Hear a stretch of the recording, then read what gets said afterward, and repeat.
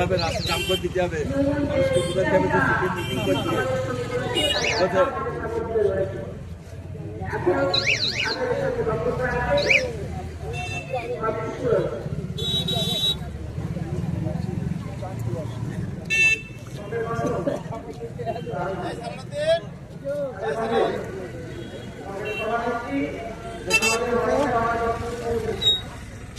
আমি প্রথমে বলবো যে অনেকে অনেক দূর থেকে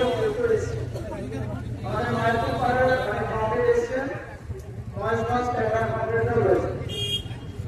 আপনাদের প্রত্যেকের কাছে অনুরোধ যে বাইক যার যা রয়েছে সব বাইকগুলো আমাদের মসজিদের সামনে যে রাস্তা, সেই রাস্তা একটু রাখবেন। আজকে থেকে আজকে পর্যন্ত 13 দিনের বেশি আমাদের এই বাংলা বাঁচানো যাত্রা চলছে। কমপ্লিট যারা এই মিছিলের প্রথম সারির নেতৃত্বে হিসাবে আছে, কমপ্লিট মীনাক্ষী মুখার্জি, মোহাম্মদ সেলিম, সৃজন ভট্টাচার্য, প্রতিকুল রহমান, শতরূপ ঘোষ, সুজন চক্রবর্তী স্মার্ট রাজ্য কমিটির নেতৃত্ব এই মিছিল আছে। এই মিছিল সকালবেলা থেকেই পলাশী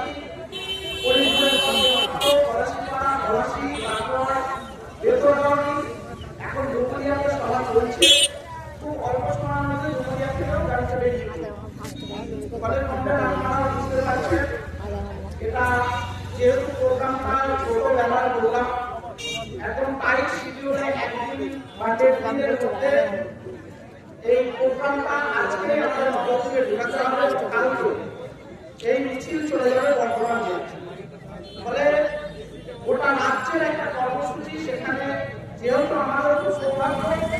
যে মিছিল আমাদের এই রাস্তা দিয়ে যাচ্ছে, ফলে অনেক সময় লাগবে, বেলা আমাদের রাত হচ্ছে, অনেক কমপ্লেটরা অনেক অধীর আগ্রহে রয়েছে তাদেরকে বের করার জন্য। ফলে প্রত্যেকের কাছে অনুরোধ করবো যে আপনারা যেহেতু অপেক্ষা করছেন, আরেকটু অপেক্ষা করতে হবে আপনাদেরকে। আর কিছুক্ষণের মধ্যে অনেক নামাজ পড়ে যাবে, ফলে সবটা মিলে মিশেই আছে, কিন্তু তার মধ্যে দিয়ে আমাদের সমাধান চলছে। আপনাদের কাছে অনুরোধ এই কর্মসূচিকে সফল করবার প্রশ্নে যেভাবে অধীর আগ্রহে আছেন, একটু সময় লাগলেও অপেক্ষা করতে হবে। আমরা জানি বামপন্থী শৃঙ্খলাবদ্ধ রাজনৈতিক সংগঠন এবং এখানকার মা বোনেরা যারা আমাদেরকে সবসময় সহযোগিতা করেছে। এর আগের বছর যখন ইনসাফ যাত্রা হয়েছে তখন আমরা দেখেছি যে কবে মীনাক্ষী মুখার্জিকে দুহাত তুলে এই এলাকার মানুষরা আমাদেরকে সহযোগিতা করেছে এবং সহযোগিতা এখানে আমরা বলব অনেক কথাই এখানে বলেছেন যে বাস্তব জীবনের সাথে আমাদের যে আজকের পরিস্থিতি, সেখানে দাঁড়িয়ে আপনাদের সরকারও কি করার কথা ছিল আর সরকার কি কাজ করবে, রাষ্ট্রের যে দায় থাকে সেই দায়ের প্রশ্নে আমরা যখন দেখছি যে রাষ্ট্রের কাছ থেকে সংস্কার করা, শিক্ষার ব্যবস্থা করা, কাজের ব্যবস্থা করা, কর্মসংস্থানের ব্যবস্থা করা, শিল্পের উন্নতি ঘটানো এবং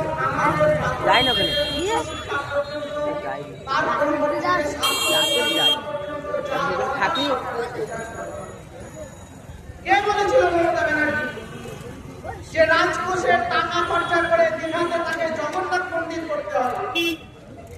কে বলেছিল তাকে 700 কোটি টাকার সম্পত্তি, যে সম্পত্তিটা রাজ্য সরকারের সম্পত্তি শিলিগুড়িতে অবস্থান করছে, সেই সম্পত্তিতে রাষ্ট্রের যে দায় ছিল যে সেখানে হয়তো ভালো কারখানা এবং উত্তরবঙ্গ উন্নয়নের জন্য সেখানে কোনো প্রতিষ্ঠান তৈরি করা, সেগুলো বাদ দিয়ে 1 টাকার বিনিময়ে রাজ্যের বা রাষ্ট্রের যে সরকারি সম্পত্তি প্রায় 700 কোটি টাকা দামের সম্পত্তি কোনো একটা কোম্পানিকে দেওয়া হয়েছে এবং সরকার বলে দিয়েছে সেই সম্পত্তিতে মহাকাল মন্দির তৈরি হবে। তাহলে কে পথ দেখালেন? আর আমরা কি দেখতে পাচ্ছি? আজকে দাঁড়িয়ে রাষ্ট্র যখন তৈরি করেছে, রাজ্যের সরকার মমতা ব্যানার্জি যখন রাস্তা দেখিয়ে ফেলেছে যে মন্দির মসজিদের রাজনীতি, মুসলিম ধর্মাবলম্বী মানুষগুলোকে আমরা সারা জীবন দেখেছি যে মানুষরা এলাকার সাধারণ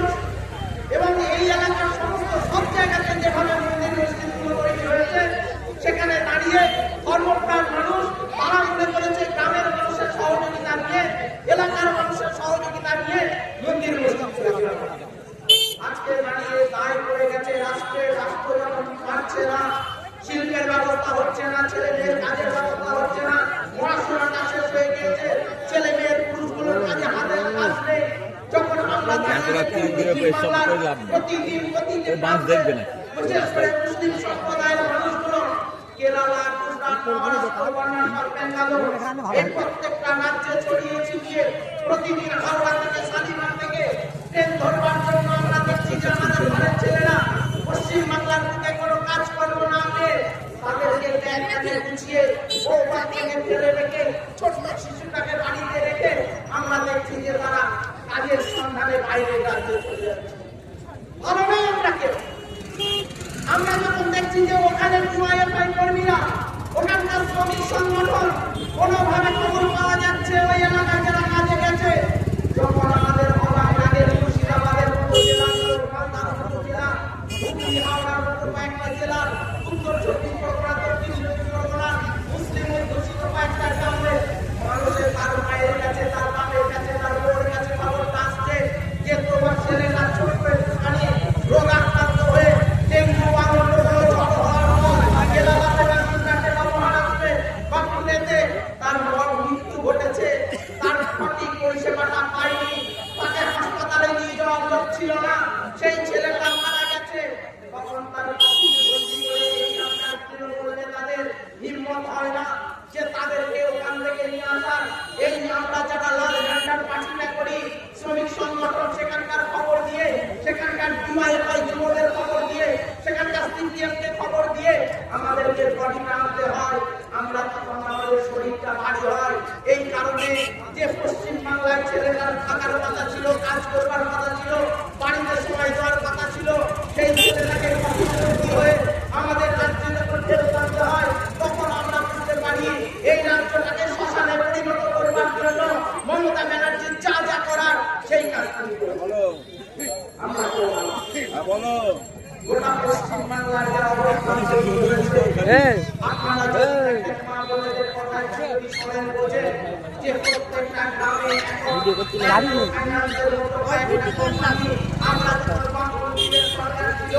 আমরা দেখতাম যে মহাপুরেরা অন্তত পোস্ট অফিসে একটা করে দিতে, অন্তত এলাহাবাদের অন্তত 20 টাকা 50 টাকা 100 টাকা করে দিয়ে ওই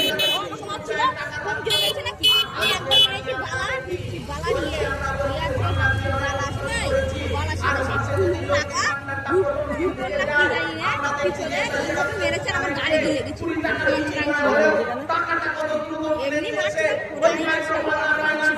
ছেলেটা বসে আছে গ্রামের অভ্যন্তরে, পাড়ার অভ্যন্তরে, বাড়ির ভিতরে ছেলেটা সারা রাত দিন, কারণ সে যদি আমার টাকাটা না নিয়ে যায় তার মালিক যে মাইক্রো ফাইন্যান্সের আন্ডারে কাজ করে তাকে ঘরে ঢুকতে দেবে না।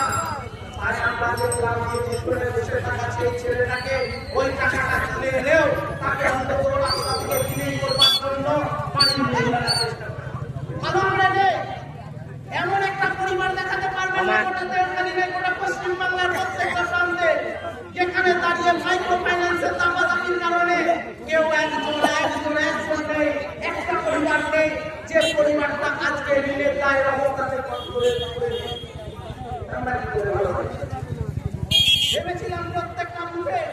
বামফ্রন্টের সরকার বুথে বুথে স্কুল হবে, প্রাইমারি স্কুল প্রত্যেকদিন ভালোভাবে শিখিয়ে দেবো। আমরা স্কুলের শিক্ষক দেখেছি, আমরা স্কুলের দিনমণি দেখেছি, আমরা ভোট দেখেছি, আজকে আমার করতাম ফলো ব্যাগ দেবো তো যেখানে আমাদের ছেলে মেয়েদেরকে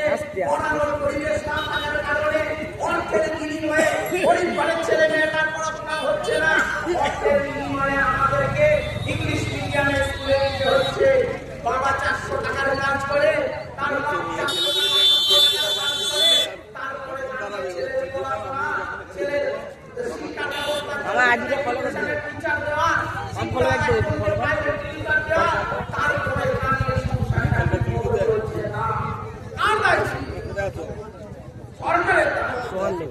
আমার বাড়ির প্রত্যেকটা ছেলেকে পড়াশোনা করবার দায়িত্ব ছিল বামফ্রন্টের আমল। সিপিএম সরকার এবং আমরা দেখেছি হাইস্কুল হাই স্কুল সরকারি স্কুল এই প্রাইমারি স্কুলগুলো থেকে পড়ে আমরা সব বড় হয়েছি। আমরা শিক্ষাটাকে বন্ধ করে দিলাম। গোটা রাজ্যের পশ্চিম বাংলার সরকার মমতা ব্যানার্জি সরকার যেভাবে গোটা শিক্ষা ব্যবস্থাকে ধীরে ধীরে তারপরে দাঁড়িয়ে আমরা ভালো আছি এই কথাটা রিয়েল নাকি নেই আইডি করা একটা চালাতে পারি বাপের স্কুটি চালাতে পারি কিন্তু লুকিয়ে চালাতে পারি দেখলে কেলা জিনিস ভালো দেয় এটা আমার আইডি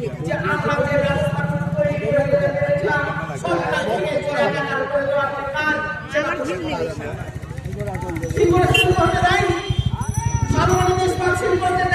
ফলোয়ার কত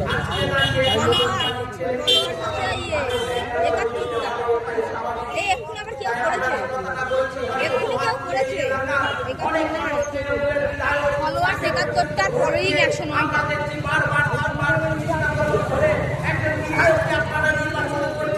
আর আমরাও কিছুদিন হলেও আমরা অনেকটা সময় হলেও এই পশ্চিমবাংলার এই এলাকায় এই এলাকাতেও আমরা সময় হলেও ছিলাম, কিন্তু তারপরে দাঁড়িয়ে আমরা যে কাজগুলো করে যেতে পেরেছিলাম একটার পর একটা কাজ আমরা যে কাজগুলো করতে পেরেছিলাম এই পাশে দুই অফিসটা করতে পেরেছিলাম, আমরা এখানে স্কুল করতে পেরেছিলাম, আমরা এখানে একটা সমবায় সমিতি করতে পেরেছিলাম, আমরা প্রত্যেকটা বুথের অন্তরে একটা করে প্রাইমারি স্কুল করতে পেরেছিলাম, আমরা কর্মস্থান খেলার মাঠ তৈরি করতে পেরেছিলাম, আমরা মেয়েদের যাতে ৩ কিলোমিটারের মধ্যে রাখা যায়, মেয়েরা যাতে শিক্ষায় অনেকটা উন্নতি করতে পারে তার জন্য আমরা এখানে একটা হাই স্কুল পর্যন্ত করতে পেরেছিলাম। আমাদের সৌভাগ্য তৃণমূল সরকার আসার পর ওই স্কুলটা তৈরি হয়েছে, ওই স্কুলটাতে দুটো স্কুলের নির্মণি বা ৩ স্কুলের নির্মণিকে নিয়েছে স্কুলটা তৃণমূল কংগ্রেসের দ্বারাই সেই স্কুল চালু হয়নি। কাকে আমরা ভোট দিলাম? অনেক তোমার এমপি নির্বাচিত হলো তৃণমূল কংগ্রেসে। 25টা বছর পর পর আমরা দেখলাম এই এলাকার বিধায়ক কুণ্ডলী কাকসা নন্দসাহাকে বলছে যাতে তৃণমূল কংগ্রেসের নেতারা প্রত্যেকবার প্রজেক্ট করে আর সেই মানুষটাকে দান করিয়ে এই এলাকা থেকে মুসলিম এলাকাগুলো থেকে হাজার হাজার ভোট নিয়ে যাওয়ার পর গোটা তিনি যেটুকু কাজ করেন আপনারা তৃণমূল করেন আমার কাছে একবার প্রশ্ন করে বলবেন যে আপনারা ঘোষণা করবেন কালকে কোন গ্রামের জন্য আপনি একটা ভালো রাস্তা করলেন, কোন গ্রামে আমাদের একটা ছোট্ট হাসপাতাল আছে তার জন্য কটা বেডের ব্যবস্থা করতে পারলেন, এই এলাকার সদরগঞ্জ মায়াপুর মোহাম্মদপুর মাসদিয়া মানশিলার মতো এলাকায় দেওখালি গ্রামের মতো এলাকায় আপনার দ্বারায় আপনার দৌলতে একটা কাজ হলো, এই কাজটা আপনি করতে পারবেন এলাকার মানুষকে সেই তৃণমূল কংগ্রেস নেতাদেরকে আগামী নির্বাচনে আমরা বলতে যাবে নিশ্চিতভাবে আপনাদের চেষ্টা করতে হবে তাদের কাছে আমরা যে করে গেছিলাম সেটাকে তারা আমাদের উপরে রাস্তায় করে রেখে আমরা দেখছি সেখানে করে কনভেন্ট খাওয়ার জায়গা সেটা তৈরি করেছেন। আমরা দেখছি এই এলাকায় একটা পঞ্চায়েত সমিতি থাকার পর সেখানে যে জিনিসগুলো আসছে সেগুলো করে সেগুলো বিক্রি হয়ে যাচ্ছে আর এখানকার মানুষ মানুষের যারা কৃষি পেশায় যুক্ত থাকে তাদের একটা পিস দেওয়ার তারা ভাবনা চিন্তা করতে করছেন না। বিদ্যালয় থেকে এসে নদী পার হয়ে এসে নিশ্চয়ই তারা পাবে, তারা এসে এলাকা থেকে মাল নিয়ে চলে যাচ্ছে আর আমাদের এখানকার চাষিরা তারা কিছু করে দেখছে আমরা বলছি অনেক ভোট মধ্যে রাখা দিচ্ছে বিধায়ক নির্বাচন করছে কিন্তু একবারও ভেবে দেখছেন না যে যাদের নির্বাচন করছি তারা দায়িত্ব পালন করলে এই এলাকার আমাদের মানুষদের প্রতি এই কাজটা অনেকটা পিছিয়ে গেছে। 15টা বছর তৃণমূল কংগ্রেস তার মধ্যে দিয়ে মুসলমান সমাজ সবচেয়ে বেশি পিছিয়েছে আর তারা বলছে যে মুসলমানদের তারা উন্নতি করেছে, আমরা বলছি আমাদের পিঠের ছবি মারার কাজটা মমতা ব্যানার্জি একটার পর একটা ঘটনা যদি আপনারা লক্ষ্য করে মিঠা বলার সময় বলেছে ওবিসি নিয়ে বলেছে যেটুকু সম্ভাবনা ছিল আমাদের ঘরের ছেলে মেয়েদেরকে ভালো স্কুলে পড়ানো সে ব্যবস্থাকে তুলে নিয়ে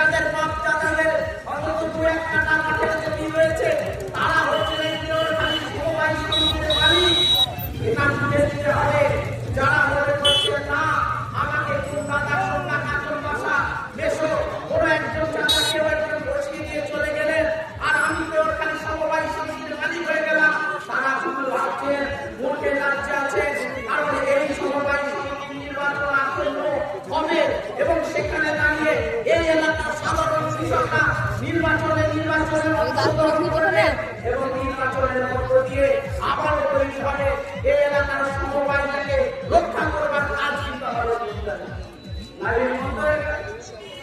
একটা ছেলে দেওয়া যায় না, কেউ খালি লাইব্রেরিটাকে মাঠে তুলে দিল। বহু এলাকার ছেলে মেয়ে পরিবার চলে এলাকা থেকে আজকে দাঁড়িয়ে লাইব্রেরিকে তালা করেছে। আপনারা ভাববেন এলাকাটাকে নিয়ে আমাদের সবার একটু ভাবনা চিন্তা থাকবে না? এই এলাকায় যে টিউবওয়েলগুলো ছিল, একদিনের জন্য কোনো তৃণমূলের নেতাকে আপনারা লক্ষ্য করেছেন কিনা নির্বাচনের পর যে তারা টিউবওয়েল নিয়ে অন্ততপক্ষে একবারের জন্য তাদেরকে নিয়ে বসে পড়েছে কৃষ্ণনগরের হেড অফিসটাতে আমরা সবাই মিলে যাই, টিউবওয়েলটাকে চালু করি, আরএলআইটাকে চালু করি, এলাকায় সেচের ব্যবস্থাটাকে উন্নত করি, প্রত্যেকটা জেলার মধ্যে দিয়ে যেন নদীগুলোতে জল যায় তার ব্যবস্থা করি। একবারের জন্য তৃণমূল কংগ্রেসের কোনো নেতাকে আমরা এই কাজ করতে বলে আপনারা কাদের পাশে থাকবেন? একবারও ভাববেন না যে গোটা এলাকা জুড়ে যে কাজটুকু সিপিএম করে রেখে গেল, এই লাল ঝান্ডার কাঠিটা করে রেখে গেল, তারপরে দাঁড়িয়ে এলাকাটাকে ছিন্ন করে দিচ্ছে কয়েকজন নেতা তৃণমূলের, আর তারপরে দাঁড়িয়ে তাদের পাশে কেউ খালি জেলা দিয়ে থাকতে হবে। আমরা মনে করি আপনাদের সেই শুভবার হবে, কারণ গোটা কেরোখালিতে আমরা যে রাজনীতিতে বিশ্বাস করি, আমরা মনে করি যে কোনো ধর্মপ্রাণ মানুষ সে মসজিদে যাবে, যে কোনো ধর্মপ্রাণ মানুষ সে মন্দিরে যাবে। আমাদের এলাকায় গোড়াই বাড়ি, সদনা বাড়ি, দামপুরে আমাদের সত্তার পাড়া, ভকত পাড়া সবাইকে নিয়ে আমরা লাল ঝান্ডার মানুষরা সাম্প্রদায়িক সম্প্রীতি রক্ষা করে সমস্ত মানুষ একসাথে থাকবো। এটা আমাদের ঐতিহ্যের লাল ঝান্ডার। আমরা বলি যে লাল ঝান্ডা কখনোই কথা বলবে না, কোনো একটা সম্প্রদায়কে উস্কানি দেবে না, কোনো ভাবে মুসলমানদের পক্ষে হিন্দুদের বিপক্ষে রাষ্ট্রের যে দায় করে না সেই দায়িত্ব আমরা নেব না। আমরা যে কথাটা বলি যে সমস্ত ধর্ম বর্ণ জাত নির্বিশেষে আমাদের যে ঐক্য বজায় রাখবার কথা, একটা রাজনৈতিক দল হিসাবে গোটা দেশের যে কাজ করবার কথা, অর্থাৎ তাদের আর্থসামাজিক উন্নতি, শিক্ষার উন্নতি, কাজের ব্যবস্থা এবং শিল্পের ব্যবস্থা, কর্মসংস্থানের ব্যবস্থা, কলেজ শিক্ষা প্রশাসনের ব্যবস্থা, এই কাজ দায় কিন্তু একটা রাজনৈতিক দলের। কোন রাজনৈতিক দলের দায় করেনি যে কেউ বাবরি মসজিদ করবে, কেউ হনুমান মন্দির করবে, কেউ রাম মন্দির করবে, কেউ মহাকাল মন্দির করবে। এইটা কিন্তু কোনোভাবেই কোনো রাজনৈতিক দলের দায় করে না, রাষ্ট্রের দায় করে না। কিন্তু বিজেপি একদিকে, তৃণমূল আরেকদিকে, দুটো সম্প্রদায় একদিকে হিন্দুদের বিভাজনের রাজনীতি করবার চেষ্টা করছে, একদিকে মুসলমানদেরকে ঝুলিয়ে রাখার চেষ্টা করছে। আমরা বলছি দুটোকে ভেঙে দিয়ে মানুষকে এই লাল ঝান্ডার তলায় এসে শিক্ষা, স্বাস্থ্য, কাজের দাবিকে অক্ষত রাখবার যে প্রশ্ন, সেখানে দাঁড়িয়ে সবাইকে একত্রিত করবার কাজ এবং গোটা কেরোখালির যে যে রাজনীতি, যে যে ধর্ম সম্প্রদায়ের মানুষ থাকতে না কেন, আমাদের সকলে একত্রিতভাবে একটাই লড়াই আগামী দিনে করতে আসতে হবে, তৈরি হতে হবে। এলাকার সমস্ত পেশাকে পর্যালোচনা লড়াই, সেখানে দাঁড়িয়ে লাল ঝান্ডার মানুষদেরকে যে দায়িত্ব নিতে হবে সেটা হচ্ছে সব মানুষের ঐক্য প্রতিষ্ঠা, শিল্পের ব্যবস্থা, কাজের ব্যবস্থা, ওয়াকার আইন মানব না, তার জন্য রাস্তায় থেকে আন্দোলন, এই কাজ আমাদেরকে করতে হবে। এই কাজ আপনারা করবেন এই আশাতে আমরা আছি। একই সঙ্গে আপনাদের কাছে যে অনুরোধটা রাখবো যে অনেকক্ষণ ধরেই সভা চলছে, আমাদের সবাই প্রায় রয়েছে, আমাদের একজন আসতে একটু সময় তো লাগবে, এটা আমরাও করতে পারছি। স্বাভাবিকভাবেই নবদ্বীপে গিয়ে আমাদের আরেকটা সভাও আছে, ফলে সেখানকার কংগ্রেসরাও অপেক্ষা করছে। বলার থেকে একটা মিছিল হবে, আমাদের এখান থেকেও বাইরে মিছিল হবে। ফলে সবটাই এই সময়কালে খুব অল্প সময়, আমাদের পূর্ববর্তী সময়টুকু আমাদের সমস্ত প্রোগ্রামটাই থাকবে, এখানটা থাকবে। ফলে আপনাদের কাছে যে অনুরোধটা আমরা রাখবো, যেহেতু অনেক আগ্রহের কাছে এই সময়কালে আমাদের কংগ্রেসদেরকে দেখানোর জন্য তাদের দীর্ঘদিনের প্রচেষ্টা, একটা মিছিল কিন্তু এরকম ব্যাপার না, ভাববেন না যে তারা আসছে হেঁটে চলে যাচ্ছে না। গোটা রাজ্যের রক্ষা, রাজ্যকে রক্ষা করবা, রাজ্যকে বাঁচানো, রাজ্যকে একটা জায়গায় প্রতিষ্ঠা করবা, শিক্ষা, কাজ এবং শিল্পের দাবিতে গোটা পশ্চিমবাংলার যে দুর্নীতি হয়েছে তার প্রতিবাদে, স্কুল কলেজের নিয়োগের দুর্নীতির প্রতিবাদে সমস্ত কিছুর জন্য আমাদের কমরেডরা অক্লান্ত পরিশ্রম করছেন এবং গোটা রাজ্যকে বোঝাতে চাইছেন যে এই রাজ্যে বামপন্থী লাল ঝান্ডার মশলা বড় সাম্প্রদায়িক বিভাজন ভাগ রেখে ব্যক্তি রেখে কর্ম বর্ণ সমস্ত মানুষকে একটা জায়গায় সবার